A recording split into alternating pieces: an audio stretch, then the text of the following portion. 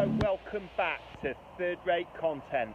Today we're revisiting a site from one of our very early Third Rate Content videos. We're back at Whittington Castle. We'll have a little walk round and I'll try and fill you in with a few facts. So welcome back.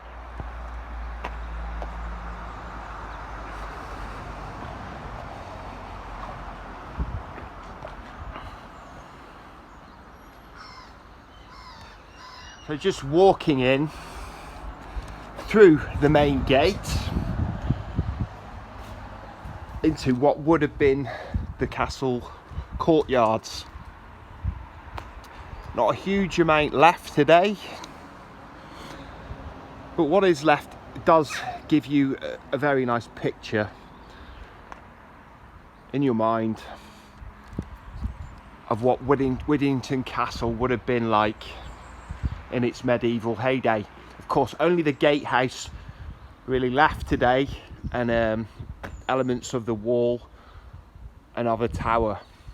The rest of it's gone. The gatehouse itself was occupied from the 1800s all the way up to the 1990s, which afterwards the castle was restored by the Whittington Castle Restoration Society. I think it's called that. Arrow slot may have been used. Shots in anger may have been volleyed off from here, but it's now ivy covered.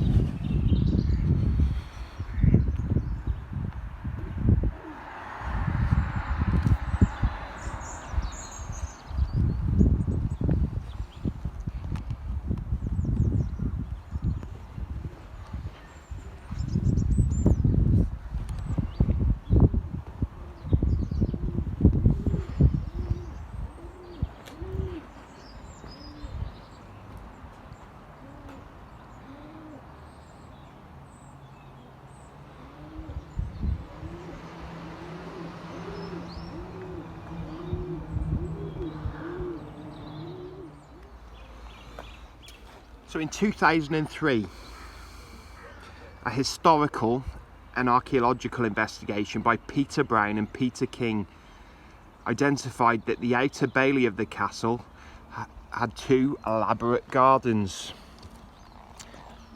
14th century gardens, and this was quite a historical find because it showed the advanced stage of English pleasure gardens in the 1300s, and that English gardens were advanced compared to its French and Flemish counterparts. The garden would have just been all around here,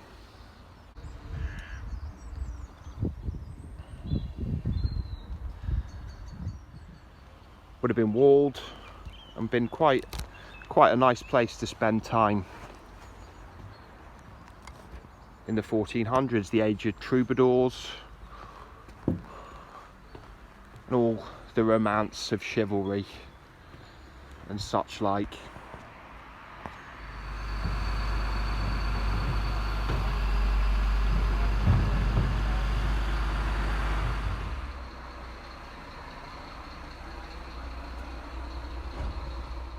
Cool.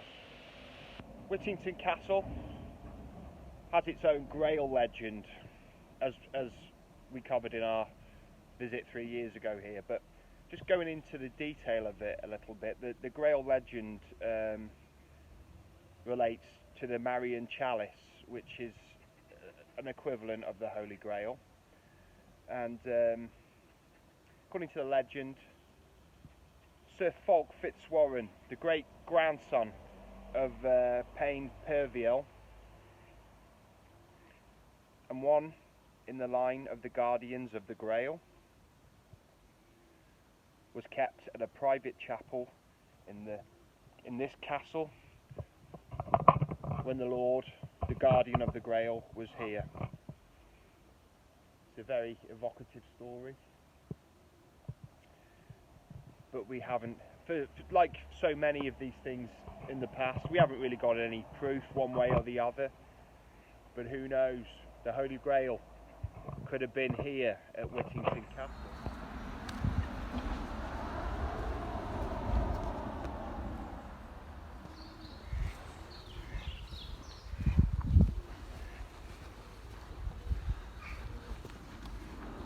Whittington and Whittington Castle got their name because this area previously was called the White Plain, and then when the castle was built here, or the tower, White Tower was here before any of the castle, so Whittington, White Tower, White Plain, kind of all makes sense. So we're just looking at Whittington Castle from the back. Gatehouse is just here, the rear of it, that you can see from the Holyhead Road, which runs through Whittington all along the front of the castle. Quite a picturesque view. It's the classic view of Whittington Castle. But the building of the gatehouse was let out as a farmhouse from 1808 right up to the 1990s, which was a few years prior to the restoration of Whittington Castle. Still in use to this day. Lol.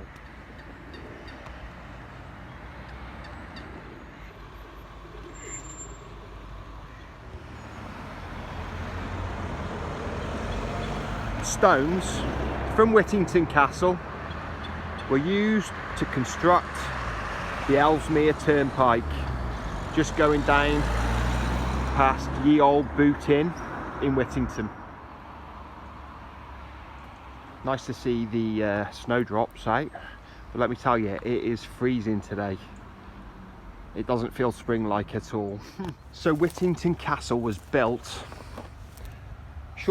a little bit after the Battle of Hastings, as William the Conqueror was trying to subjugate the Saxons, the vanquished and defeated Saxons, at the hustings of the north, where Saxon culture was basically eradicated, and Saxon history, and that's why we don't have that much Saxon history to go on in England, because its heritage was eradicated by William the Conqueror. Because remember, he who owns the past owns the present and the future. But one of the Conqueror's faithful knights was paying Pierreville, one-time standard bearer for the Conqueror's eldest son, Robert Curthose, during the Crusades of 1096 to 1100, the First Crusades. And he was rewarded with lands across the Midlands, including here at Whittington, near Wales. Of course, there was a lot of conflict in this area, but right on the Welsh border. So it was a vital staging post in the marches, had to be held. Here's a little picture of what it might have looked like in its early days, and here what it might have looked like later on in its peak. But by the Civil War in the 1600s, 1660s, the castle was in ruin. It was in no danger of being occupied by either the royalists or the parliamentarians, and it didn't play a part in the Civil War. Not so deep today. And thank you for watching to the end of our little trip to Whittington Castle. Hope you learned something. Feel free to leave a like, subscribe, by all means do share, and hit that notification button if it scratches that particular itch. But anyway, if I don't see you soon, I'll see you 3 times as soon. Third rate content, signing out.